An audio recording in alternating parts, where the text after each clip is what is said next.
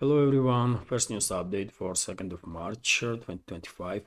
Now it's 20 to 11 in the morning Moscow time, and I have prepared quite a number of news that was reported by Russian media on some major developments.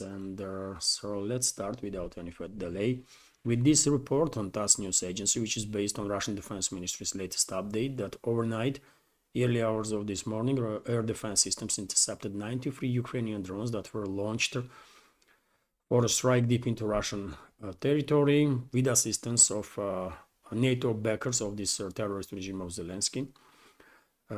87 drones from these 93 were intercepted over the Kursk region, 4 drones were intercepted over the Rostov region, and 2 drones over the Belgorod region. Currently, no precise detailed information on casualties or potential casualties or damage as a result of this strike. Relatively large-scale attempt to strike deep into Russia. If any update on that, of course, I will share additional information during the day on my Telegram or Twitter X page. Vzglyad newspaper is also reporting that Defense Ministry confirmed information about liberation of Razliv settlement in Donetsk People's Republic in the DPR. Yesterday, I reported about progress of the Russian armed forces in Razliv area. And later on, Defense Ministry actually confirmed that this settlement is under full Russian control. Only 4 settlements left on this sector before Russian troops will reach the Dnipropetrovsk region. And I guess it's only a matter of 3 to 5 weeks from now. And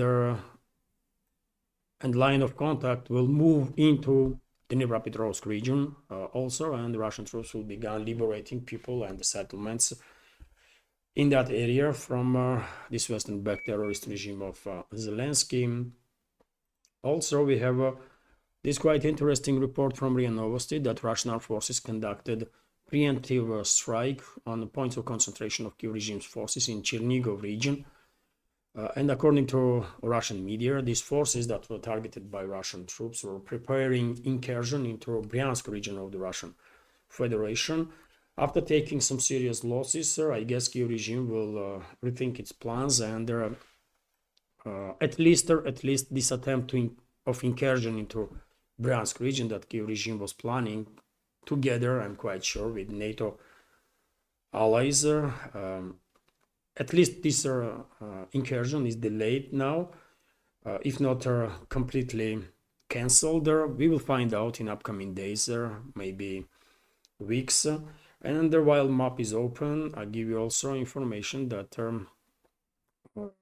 additional information is coming in about liberation of Lobkova settlement on the western flank of Zaporozhye sector of the front line. And also this morning I saw some reports on different Telegram channels in the Russian segment that Russian troops were conducting offensive operations in direction of Kamenskaya, and they're actually get as close as outskirts of this settlement that has strategical importance right now on line of contact. During the day, probably we'll receive some more information on that, and I will share it on my Telegram and Twitter X page. Also, RIA Novosti is reporting that aid of Zelensky rejected claims in some media outlets that Zelensky is planning some snap elections this summer. Probably you all know that in recent days, a number of Western media outlets were reporting about preparations of Zelensky and his associates to conduct snap elections this summer. But we had no reaction from Kiev regime itself, and now we have this report that aide of Zelensky, David Arahamir, rejected this claim. So Ukraine has no plans to hold the national elections yet. A top Ukrainian lawmaker has said, excuse me, dismissing reports that Vladimir Zelensky is planning a snap vote to catch the opposition off guard. The Ukrainian leader, as we all know, Ukrainian leader's term expired last May, but he refused to hold an election, citing martial law. And it is also important to keep in mind that Russia deems Zelensky illegitimate and insists that their only legal power in Ukraine now lays with the parliament, state rather so-called. Russian President Vladimir Putin recently has proposed placing Ukraine under temporary UN-led administration to organize new elections, although this initiative of Russian president was widely ignored in the West by main supporters of this terrorist regime in Kiev. Speaking to Susplain on Monday, David Arahamir, the head of Zelensky's ruling Servant of the People's faction in the parliament, dismissed a report by The Economist, which cited unnamed government sources as saying serious preparations are now underway for Zelensky to go before their electorate for a second time, and quite soon. It also claimed that Zelensky held a meeting last month to instruct aides to prepare for snap elections this summer, potentially following a ceasefire with Russia. The idea is, reportedly, to hold the elections as early as July in hopes that a short timetable would let him run unopposed. Arahamir dismissed the reporter about the snap elections. We have a quote here. No elections are being prepared, no preparations are being made. All parliamentary parties and their groups have agreed that elections should be held 6 months after the lifting of martial law, and in principle our position has not changed since then. So we have no reaction from Kiev regime. It's up to you, dear friends, if you will believe this news or not, the statements of Arahamir or not. I'm for sure taking anything that comes out from Kiev regime with their mountain of salt.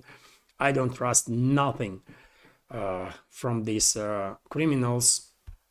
But yet again, it's not about Zelensky or his associates. It's about what kind of gameplay globalists have in a place, right? And the puppets of the globalists in European states, especially in UK, that is seems like being is being a main player when it comes to Ukrainian affairs, at least from European side. And London clearly is trying to push out US from Ukrainian affairs, and quite successfully, one should argue. And according to many experts, Zelensky now is being presented or transformed into sort of a spearhead of globalists, and therefore, if they think they might pull off successfully this snap election and to keep Zelensky in power,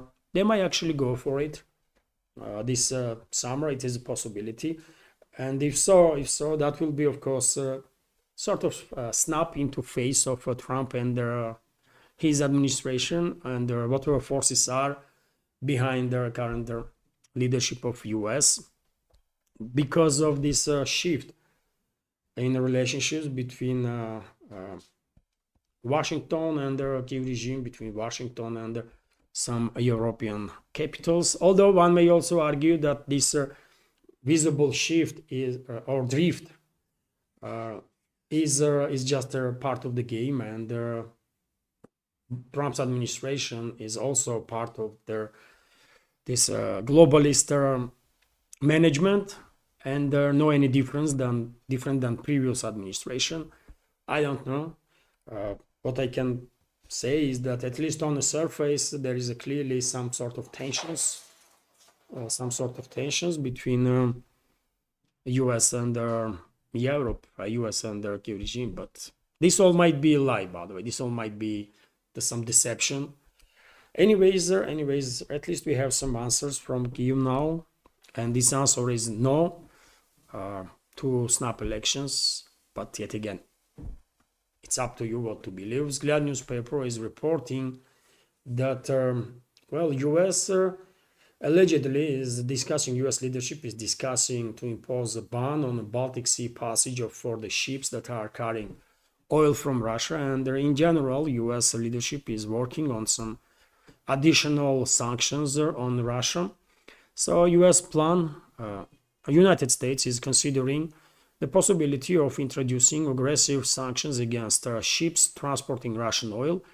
This was reported by journalist of Fox News, Jackie Heinrich, She claimed that Washington is discussing measures that could affect Russia's shadow fleet. According to Heinrich, US administration rates the effectiveness of current anti-Russian sanctions at 3 out of 10. Among the new measures being discussed is a ban on passage through the Baltic Sea for ships carrying oil from Russia. In recent days, U.S. leadership was quite aggressive towards Russia. There were threats issued, including by Trump himself, threats of additional some pressure and so on. And therefore, I wouldn't be surprised at all if this report of Fox News' journalist is correct, and if Trump and his inner circle are considering now blocking Baltic Sea for Russian vessels or for the vessels of other countries that are entering Russian ports on the Baltics. This is potentially is a big deal because Russian leadership, number of leaders of the Russian Federation were quite clear previously that any attempt of NATO member states to block free navigation into Baltics will be seen as a hostile action, and there appropriate measures will be taken. But we sort of get used to some strong statements from Russia, strong warnings. So therefore, I don't think Washington or any other capital of their NATO member states will really listen to Russian warnings or their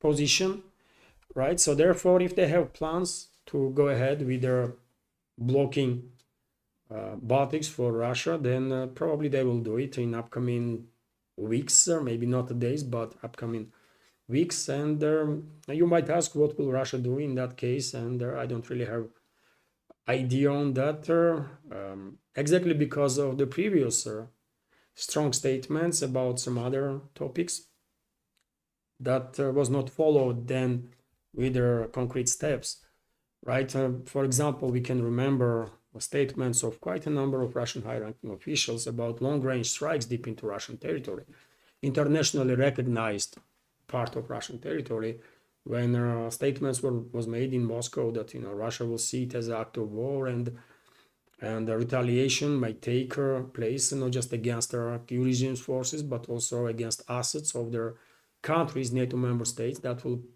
participate in these strikes. And we all know that US, UK, and France primarily were actively involved in these long-range strikes and are still involved. I just reported in the beginning about 93 drones that were intercepted by Russian air defense systems. These drones were launched with assistance of NATO, right? NATO member states. They are providing flight path targeting data, satellite navigation and intelligence. Mainly US, although France and UK also have some capabilities in this regard. And so, yes, there was a warnings from Russia about long-range strikes deep into our territory by missiles or drones or whatever, and Russia didn't retaliate. Russia didn't retaliate. And this is not one example. There are many other such examples when strong statements were made and there was no follow-up steps after this sort of red line was crossed. And therefore, I think leadership of US and other NATO member states probably think that despite the Russian warnings, they may go ahead with this Baltic operation, shut down navigation for Russia there, and nothing will happen. And maybe they are correct. Maybe Russia will do nothing about it. I just simply don't know and cannot know, right? Maybe will Russia react on that, in some ways. Maybe not, but in any case, even if US and the NATO will go ahead with blocking Baltics, I think Russia will manage to divert its oil exports from Baltics to Northern Sea route, which is completely controlled by Russia.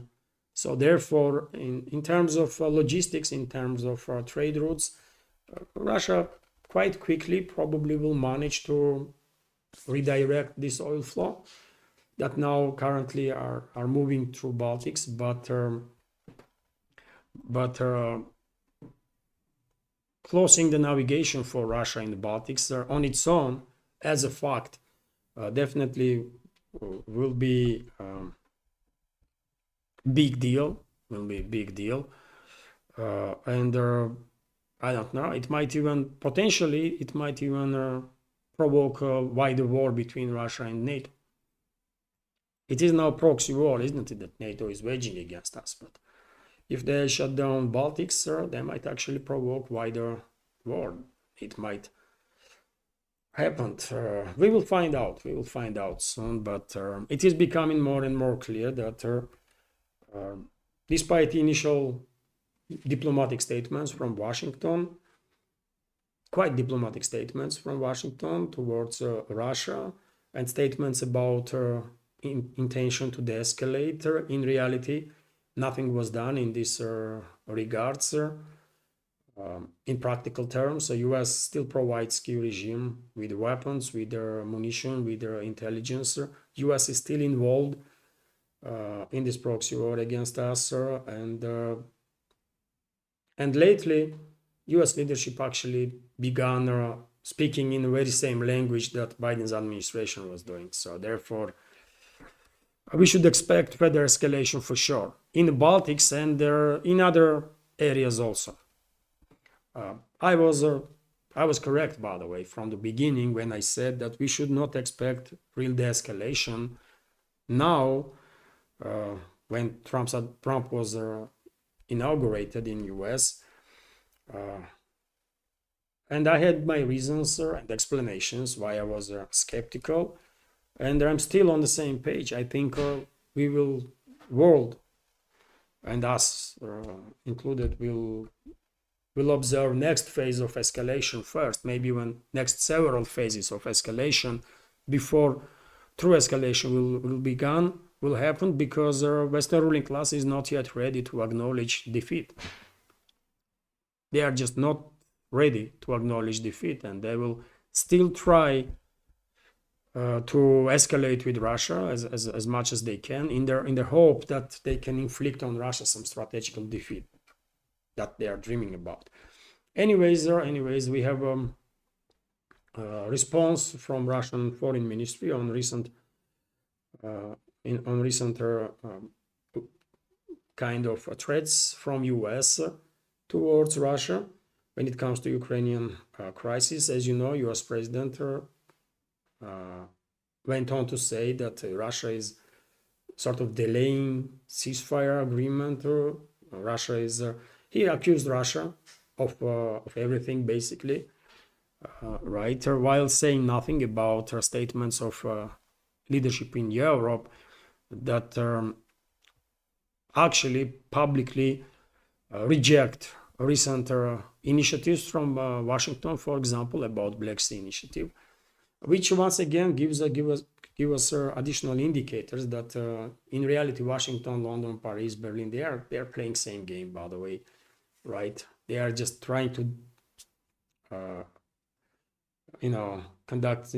This is all deception that was created about some tensions between Washington and Europe. Most likely it is the case. Otherwise, if US was serious about de-escalating, then some concrete steps would be taken by now from Washington, but this is not the case. Anyways, we have a statement of Ryabkov, deputy of the Russian foreign minister, who said that Russia cannot accept US proposals as is. It's not a proposal. Seems like US is issuing some sort of ultimatums, and US leadership probably thinks that Russia will accept or obey these ultimatums or something, which is crazy to think that way. But do you see many adequate, decent people in US leadership or the leadership of any other Western country? I mean, really, if we're being serious, there are not that many adequate people there, isn't it? So they have some crazy expectations and crazy understanding of the situation, for sure. Anyways, let's go through this news. So Russia takes the US proposals on Ukraine seriously. I mean, just look at the language, by the way, how diplomatic language of or in statements of Russian political leadership is, and how inadequate language is in statements of the Western public figures. I mean, it's like two different worlds, isn't it? So Russia takes the US proposals on Ukraine seriously, but cannot accept them as is. Deputy Foreign Minister Sergei Ryabkov said in an interview with the International Affairs magazine, "We take their proposed model and solution very seriously, but we also cannot accept all of this as is. All that exists right now is an attempt to find some kind of scheme that would allow us to initially achieve a ceasefire, as the Americans envision it. Then there must be transition to some other models in which, according to Ryabkov, there is currently no place for Russia's main demands, namely a solution to the problems associated with the root causes of the conflict." So US is not even considering to listen to Russian side, as far as I can understand the statement of Ryabkov. They just don't care, simply, right? And this simplified approach of US that, you know what, just give order to ceasefire and that's it. I mean, it does not work that way, right?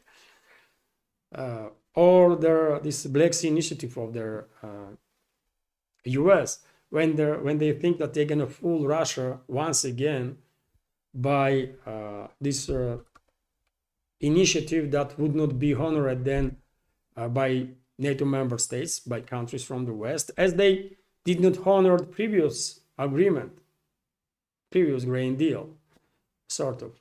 We all know that, isn't it? And all Russia did is, come up with initiatives that will ensure workability of that initiative of Washington about Black Sea ceasefire. But yet again, Washington itself did not follow through on their own ideas, right? And they say nothing about statements of European leadership when they rejected this Black Sea initiative straight away. So therefore, I mean, it does make no sense to hold any talks with US or from any other country from the collective West right now, because they clearly are not ready. They don't understand situation. They are too delusional, right? And while the situation is like that, how sides gonna find common ground? It's just not even theoretically possible, isn't it? Anyways, but still, Russian politicians, public figures are still quite diplomatic, by the way. I mean, well done. I mean, they have some steel nerves.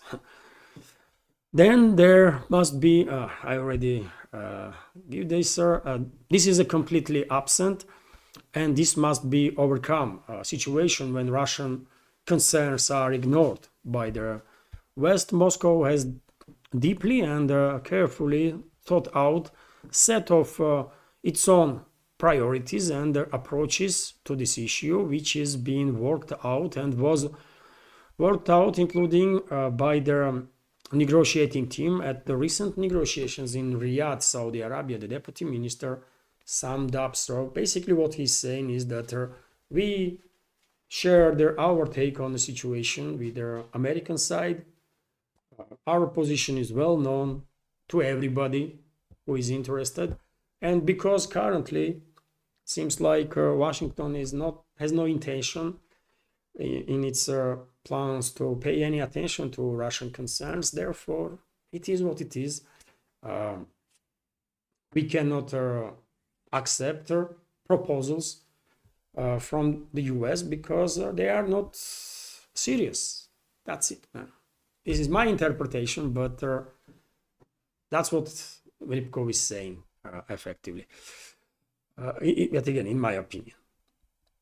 And dear friends, before I continue, let me remind you, if I may, that this independent project from Russia, my independent project, exists as long as I have your support. and I'm not sure how important it is these updates of mine to exist really. I don't think this is that important. I don't really take myself too seriously.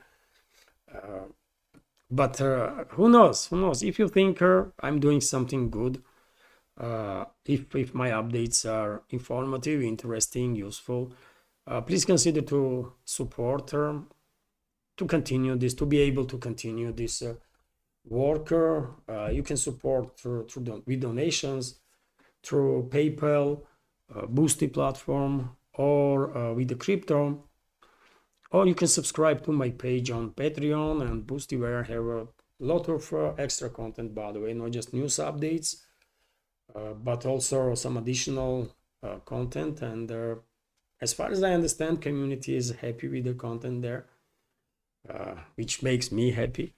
So all the links are on this video in description box and in the pinned comment. And well, many thanks to everybody who supported and continues to support my work. Let's continue. I mean, in last 10 days, there was just like 2 donations for this project. And many thanks to members of community who donated. But yeah, I mean, in last 10 days, maybe more, just 2 donations. You're not gonna survive on that. It is what it is.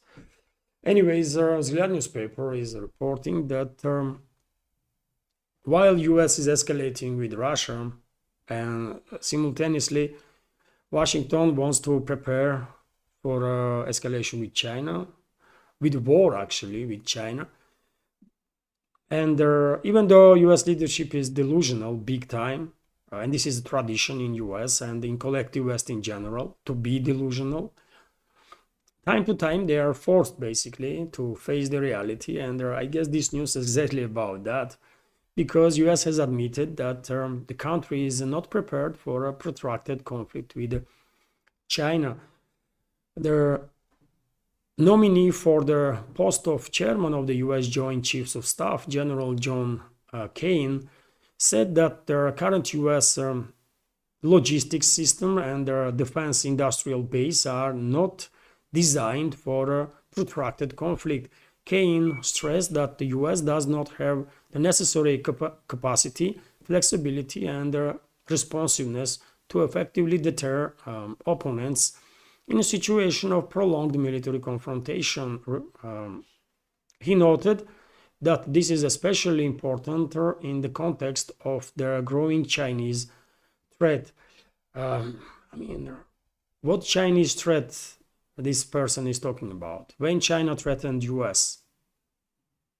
I mean, do you know, dear friends? Because it is confusing, isn't it?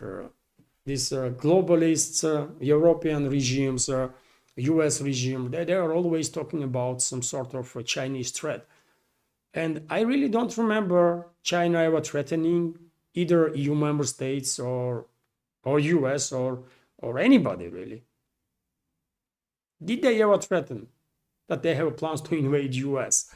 What this general is talking about? What Chinese threats to US? Non-existent ones?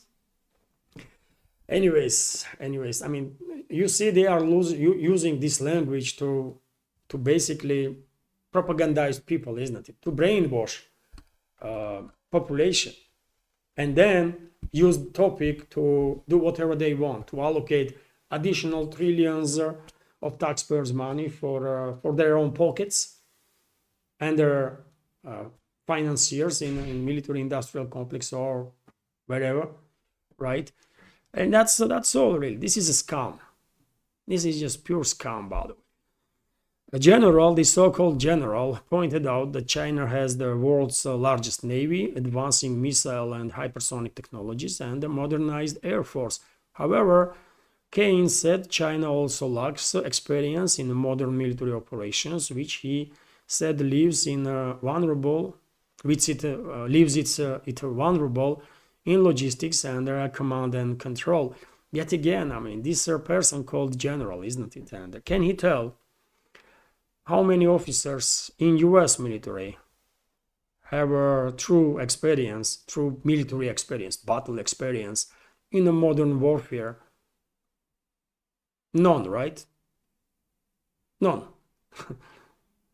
All US militaries know how to bomb countries that have no air defense systems, at least decent ones, right?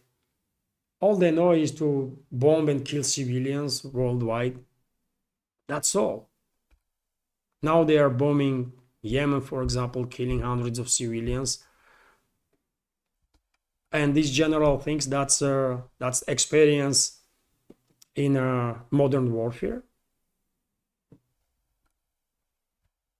How shameless these people are, these so-called elites in the West and so-called militaries or military leaders.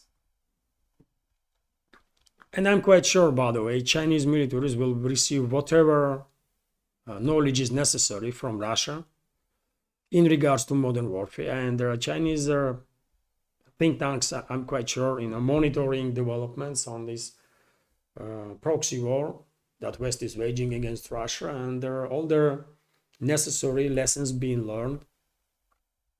And it's not just China, the entire world is watching, because they have not seen this scale of warfare ever, right? Since the Second World War, there was not such a scale of warfare conducted on this planet. So therefore, this general is clearly lying and clearly is incompetent, right? And he is about to become, I don't know how this person identifies itself, he, she, they, them, or whatever. But I mean, this so-called general to be appointed on a position of US Joint Chiefs of Staff. Okay. Earlier, the embassy of the People's Republic of China in the United States stated that China is ready to confront America, if necessary, in any type of conflict, including a trade war, if United States seek that. So China is ready, by the way.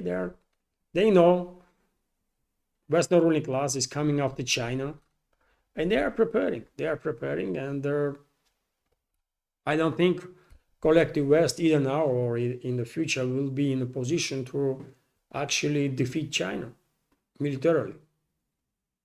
They just cannot, right? Only reason why some may think that West is has an upper hand is nuclear weapons, US nuclear weapons. But China is actively working on modernization of its nuclear forces, and towards the end of this decade, China will have about 1,500 nuclear weapons, 1,500 nuclear warheads, which is quite enough, really, to deter any country if it comes to a large-scale war, and quite enough to obliterate any country, right? And to cause a global winter or nuclear winter, which will then finish off entire humanity and human civilization as we know it, right? So therefore, China is untouchable.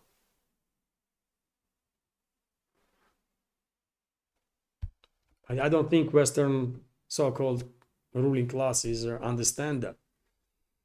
Russia is untouchable, and only because of this extreme restraint of the Russian leadership, world did not yet end up in a nuclear Armageddon, right? Because if someone else was a Russian president and the collective West acted in a way that they are acting, that someone else could authorize nuclear strikes on NATO countries immediately, right? And in that case, world would be finished by now, for sure. So maybe Western ruling class have to prey on Vladimir Putin on daily basis and several times a day that they are still alive, right?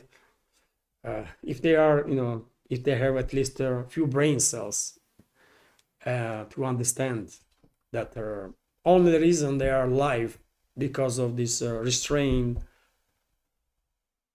politics that Russian president is adopting. Anyways, this news did not come as a surprise to me. I know that US is a paper tiger. US military is a paper tiger. All they managed to do, I mean, to fight and lose fight against poorly armed, poorly equipped and poorly trained forces, right? They never, since the Second World War, they never had a near-peer fight with a near-peer adversary, right? And they didn't won any war. US did not won any war that it was engaged since the Second World War, and US was among the winners in the Second World War just because Soviet Union actually defeated Germany. Not US, not UK, Soviet Union did it. My people defeated Nazi Germany. And their second front by US and UK was open only when their leadership realized that, well, Soviet people actually defeated Germany. And it was only a matter of time before Russian troops, Soviet troops would be in Berlin. Only then, second front was open. RIA Novosti is reporting that, well, Chinese foreign minister, by the way, was in Moscow yesterday. Maybe he's still here. He had a meeting with a Russian colleague, Sergei Lavrov, also Russian president, had meeting with a Chinese foreign minister, Wang Yi. Sides discussed bilateral relations, once again highlighted importance of the strategical partnership between Russia and China, not just for two countries, but also for regional stability and the global stability in this world, which is true, by the way. And well, what can I say? I think Russia-China, Russia-India relationships are going to be backbone of their future world security. Europe are gonna lose any relevance in next 3 to 5 decades, obviously. US still has some chances to stay more or less relevant if somehow one day some adequate people will end up in the leadership of US, which is hardly possible, but it might happen theoretically, right? And that's it. And China, India, Russia, BRICS member states basically are going to be backbone of their future world security, for sure. And in this regard, Russia-China ties, of course, have immense importance. And when it comes to China, also, RT is reporting that Beijing announces military exercises near Taiwan. The Chinese People's Liberation Army has launched military exercises near their self-governed island of Taiwan, aimed at deterring separatism to their defense. The defense ministry announced on Tuesday, okay, there is a large-scale naval exercises. I shared information about it on my Telegram and video about it yesterday on my Telegram and Twitter X page. And yes, I mean, Taiwan is a Chinese territory. Taiwanese people are Chinese people, literally, by the way. There are no such ethnic group as Taiwanese, right? Taiwanese people are Chinese people. They speak Mandarin language. They speak Chinese language, right? Mandarin is a main language in China, right? And obviously, it's only a matter of time before this self-governed island will rejoin China, as it should. And it's nobody's business, obviously, what China is doing on its own territory and in regards of its own territory. It's Taiwan is China. End of story. There is no but after that. It is what it is.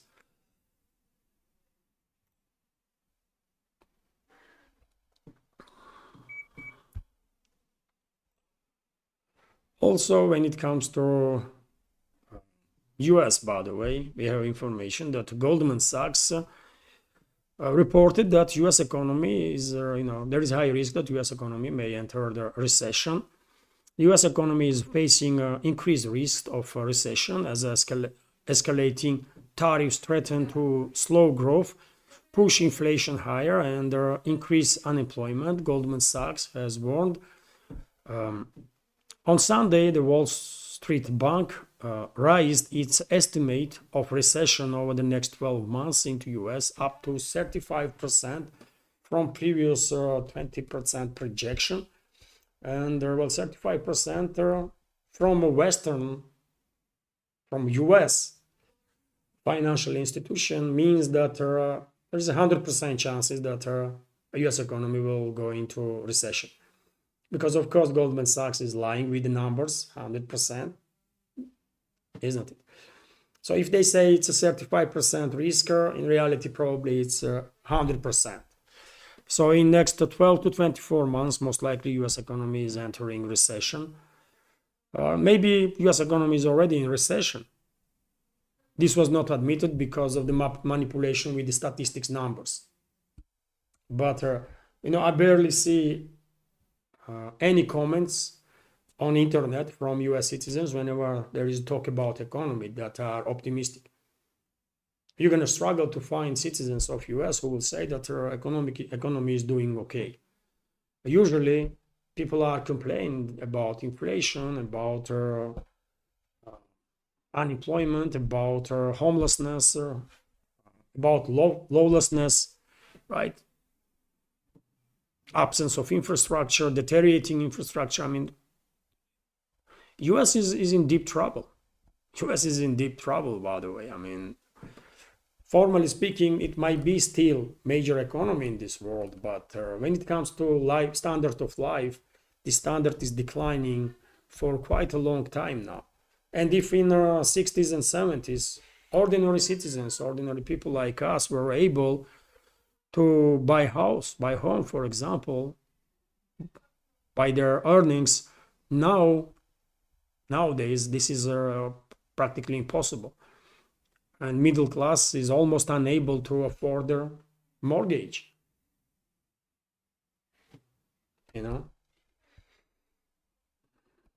That many millions of people in US are unable to even afford their Medicare, for God's sake, what we are talking about. People are in such a bad situation that they cannot go to doctors in many cases. It's a mess, but if anybody thinks that US is some sort of paradise in this world, no, it's not. And for a long time, I have not seen any optimistic comment in regards to US current state. I mean, members of our community from US can actually, share with us more information about real situation in US and correct me if I'm wrong in my understanding what is happening there. But I think US is in deep trouble. That's for sure. And despite these high risks that US is going to enter a recession, seems like Trump's administration is very much focused on these tariff wars, trade wars, and so on. And reports are that potentially today, Trump may announce retaliatory customs duties against all countries, literally against all countries, and they're going to call it Liberation Day. I mean, this is not a joke, by the way. That's what they are kind of planning to do. Or maybe it is a joke. Nowadays, you just never know about it. When it comes to US administrations, you just never know what the hell is going on there, right, in their brains. So let's go through this news anyways. The United States administration will announce new customs duties on foreign goods in response to tariffs and other trade barriers imposed by numerous countries, including longtime American allies. The White House has not yet disclosed their exact tariffs or their calculation method, and initially no exceptions will be granted. US President Donald Trump is expected to personally announce the details of the restrictions, so probably he will make this announcement today and we will find out what kind of tariffs he is imposing on all countries. I mean, this should be big deal for countries that have a higher trade levels with US or Mexico, Canada, European states, China potentially, because China-US trade is huge, massive, right? But for Russia, it does makes no sense whatsoever, no difference, no much difference, because trade between Russia and US is almost non-existent compared to these other parties, right? US was never major trade partner for Russia, so therefore Trump can impose whatever tariffs he wants on Russian exports there. We just simply would not even notice that. But yes, for Europeans, it's going to be a big deal. For Chinese, although China can retaliate, but and most likely will retaliate, while Europe is in much more difficult situation in this regard, because if Europe will retaliate, they will harm their own economy even further, right? So let's see what is going to happen. But meanwhile, this surprising kind of news, or kind of surprising news, that Putin's envoy plans to visit Washington. So Russian President Vladimir Putin's economic envoy Kirill Dmitriev will visit Washington this week, CNN and Axios reported on Tuesday, citing people familiar with the matter. Dmitriev, the CEO of the Russian Direct Investment Fund, participated in a meeting with US officials in Saudi Arabia on February 18, where the sides agreed to start normalizing bilateral relations. They spoke about normalizing bilateral relations, but since then, all we hear from Washington is threats after threats after threats. So therefore, I find it difficult to understand why taxpayers' money being spent now. This Kirill Dmitriev to go to US and to have a nonsensical, useless talks with the representatives of the Trump's administration. I guess if Kirill wants to speak with someone in Washington, he could take a phone and just call, right? That would be cheaper than spend tens of thousands of dollars from Russian taxpayers on this trip. I don't support such a waste of time and money. But yet again, I mean, who is asking me, right? But of course, this trip has no sense whatsoever. Just waste, pure waste, nothing else. But maybe Moscow just wants to demonstrate its constructiveness. Okay, I mean, I can see that kind of logic behind this trip. But yet again, what is the point to demonstrate that you are constructive when you are dealing with some freaking psychopaths, right? That will never ever appreciate your politeness, your diplomacy, your adequacy. Anyways, dear friends, I'm gonna end this update on that. Hopefully you'll find it informative and interesting and useful. A long update, but yet again, I mean, news that I choose probably are somewhat interesting, or hopefully even very interesting, and my commentary to it. Anyways, dear friends, thank you very much for your attention. Have a wonderful day and take care. And dear friends, if you want to support, you can do it. All the links are on this video in the description box and in the pinned comment. Bye for now.